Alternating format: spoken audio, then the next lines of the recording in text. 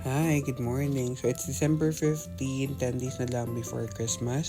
So let's start with breakfast muna. We have eggs, hot dogs, okra, corn tuna. Kasi favorite ng mga pamangkin ko. Yan. So medyo meron din tayong atsara at saka tinapa galing sa Bicol. So yun yung breakfast natin before tayo magluto ng lunch for today. So of course, hindi makakomplete ng ating breakfast kung walang coffee.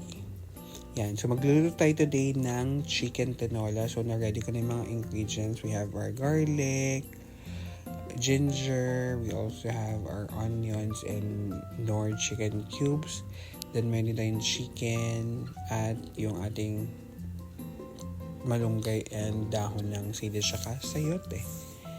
Yan yung mga ingredients natin for our chicken tinola.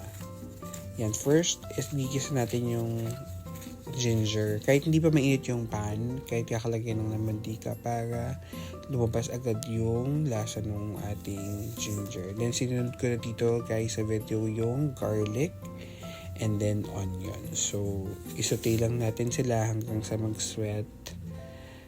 Tapos, after nilagyan natin yung chicken.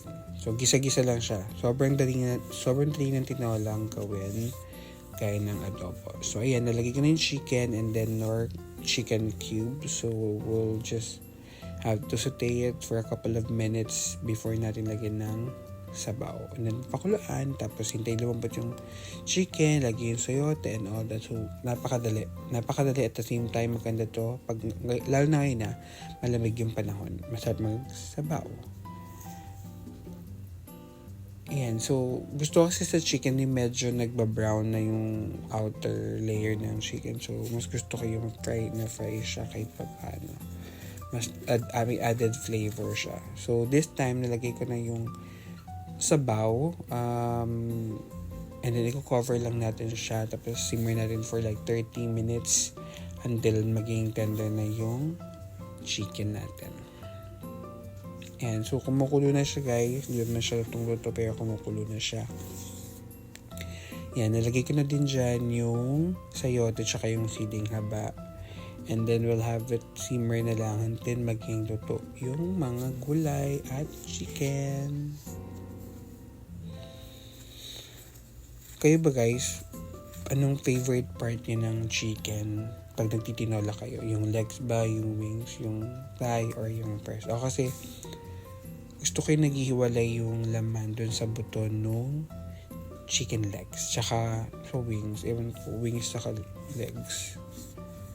Tapos may konting taba. Konting taba lang ha. Kasi naman na kagantahe na tayo. So dapat kalma lang tayo sa mga taba-taba. Yan. So sa mga oras na to guys, nalagay ko na yung dahon ng sili tsaka malunggay. Yan. Kaya madami malunggay kasi nagpapadede ako eh. Char. Masarap kasi yung combination ng malunggay tsaka dahon ng sili. Diba? Tapos sasamahan mo yan ng patis na madaming sili at kalamansi. Wala na. Tal-tal na kayo sa kanin dyan guys. Promise. Diba? Iba yung nabibigay ng patis, tinola, tapos madaming kanin.